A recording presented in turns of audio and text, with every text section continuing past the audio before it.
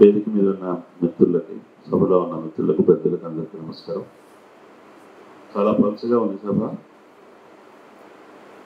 వర్షం నగరం మధ్యలో నారాయణ గుడి గురించి స్మరించుకునే చైతన్యం కానీ స్పందన కానీ లేకపోయేటచ్చు. ఈ నారాయణ గుడి గురించి పెరియారు, నారాయణ గురు, పూలే వీరందరి గురించి గత 30 సంవత్సరాలుగా తెలుగు సమాజంలో కూడా అవగాహన పెరుగుతుంది. ఈ మధ్యనే ఇతర రాష్ట్రాలతో మన రాష్ట్రానికి పోలిక వచ్చినప్పుడు ఒక పెద్ద ఆయన చెప్పింది ఏంటంటే, రామానుజాచార్యులు, మధ్వాచార్యులు, శంకరాచార్యులు ముగ్గురు కూడా వేరు రాష్ట్రాల నుంచి వచ్చారు, కానీ తెలుగు దేశం నుంచి ఎవరు రాలేదు. అట్లాగే నారాయణ గురు, పెరియారు, పూలే, అంబేద్కర్ అందరూ వేరే రాష్ట్రాల నుంచి వచ్చారు, కానీ తెలుగు రాష్ట్రం నుంచి వచ్చిన వాళ్ళని మనం అటువంటి వారసత్వాన్ని మనం క్లెయిమ్ చేసుకోవట్లేదు. దానికి భాగ్యరెడ్డి వర్మ లాంటి వాళ్ళు తెలుగు రాష్ట్రాల నుంచి వచ్చారు.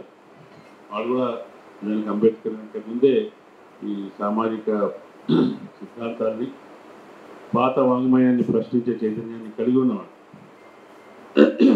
ఇప్పుడు మనం తెలుసా లాంటి వాళ్ళు, భాగ్యరెడ్డి వర్మ, ఇంకా కొంతమంది నిజానికి మన దగ్గర ఉండి ఉంటారు అటువంటి సామాజిక సంస్కర్తలు.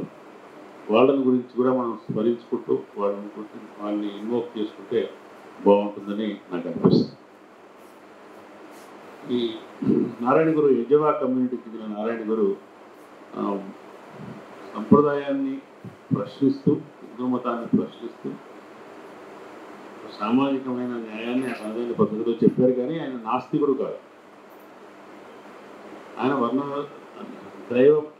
దైవము మతము పరిధిలోనే బ్రాహ్మణ లింగానికి బదులుగా యజవ లింగాన్ని స్థాపించాడు, ప్రతిపాదించాడు.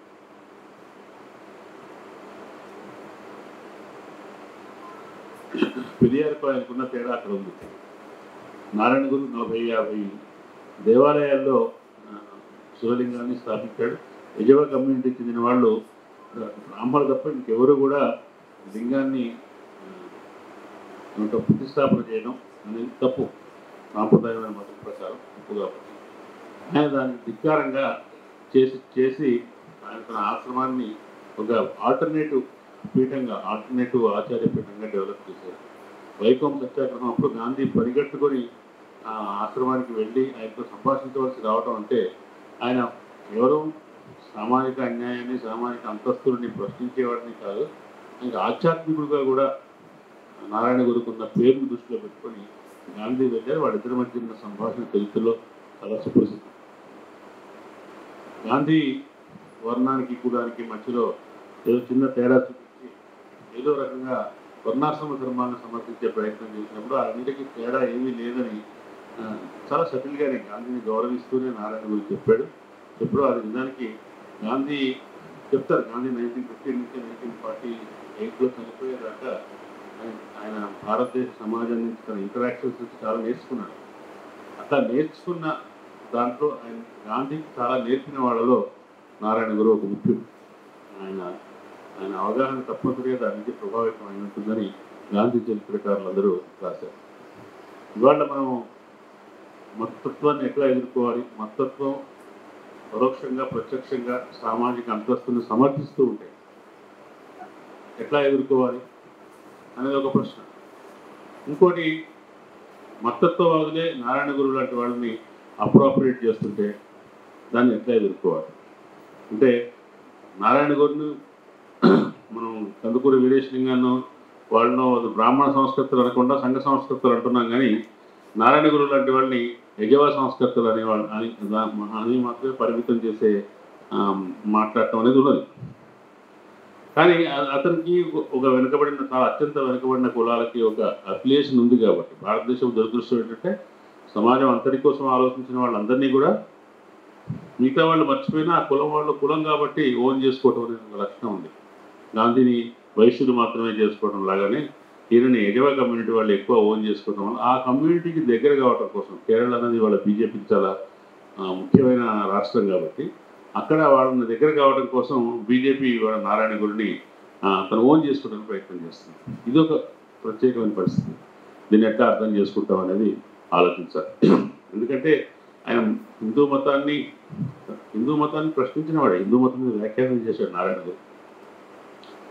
నేను సాంప్రదాయ హిందూ మతంలో, సనాతన హిందూ మతంలో ఉంటే నేను సన్యాసిని కాగలిగేవాడిని కాదు, ఇవాళ యోగిగా మీ దగ్గర గౌరవం పొందేవాడిని కాదు. నాకు నేను ఇవాళ సన్యాసం తీసుకోగలిగానంటే కారణం దానికి బ్రిటిష్ పాలన రావడమే కారణం. వాళ్ళు మాత్రమే, ఆ వాతావరణంలో మాత్రమే నాకు, అంటే ఎక్కడైతే హిందూ స్మృతులు, సాంప్రదాయకమైన స్మృతులు అధికారంలో లేకుండా వేరే ఒక సెక్యులర్ న్యాయ వ్యవస్థ, సెక్యులర్ సామాజిక స్థితిగతులు వచ్చిన సందర్భంలో మాత్రమే తాను సన్యాసిని కాగలిగానని ఆయన అన్నాడు. కానీ ఓవర్ట్గా బహిరంగంగా హిందూ మతం మీద వ్యతిరేకంగా హిందూ మతాన్ని టార్గెట్ చేస్తూ మాట్లాడిన వాడు కాదు. ఆయన సంఘ సంస్కారం మాత్రమే చెప్పాడు కాబట్టి మేము కూడా సంస్కారాన్ని కోరుతున్నాం అనే ఉద్దేశంతో ఆయన అందరూ ఓన్ చేసుకునే ప్రయత్నం చేస్తాం. మనం ఇవాళ సామాజిక న్యాయం కోసం పోరాడేవాళ్ళు, సామాజిక సమానత్వం కోసం పోరాడేవాళ్ళు మన పూర్వ వారసత్వాన్ని తీసుకునేటప్పుడు వాళ్ళు రకరకాల నేపథ్యాల నుంచి, రకరకాల ఆలోచన ధారణ నుంచి, కొంతమంది పెరియార్ లాగా నాస్తికులు ఉంటారు, అంబేద్కర్ కూడా నాస్తికుడే, కానీ ఆయన మతం కావాలని బౌద్ధాన్ని స్వీకరించాడు. ఇట్లా రకరకాల భావ నేపథ్యాల నుంచి వచ్చిన వాళ్ళు మనకు వారసత్వంలో ఉన్నారు.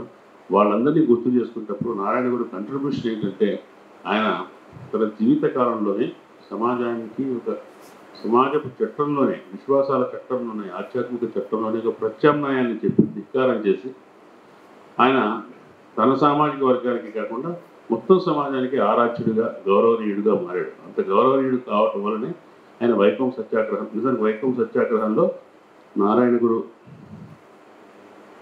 వైకం సత్యాగ్రహం నేపథ్యంలో నారాయణ గురుకి ఆ పట్టణంలో జరిగిన, వైకంలో జరిగిన అవమానం కూడా ఒక కారణం అని చెప్తారు.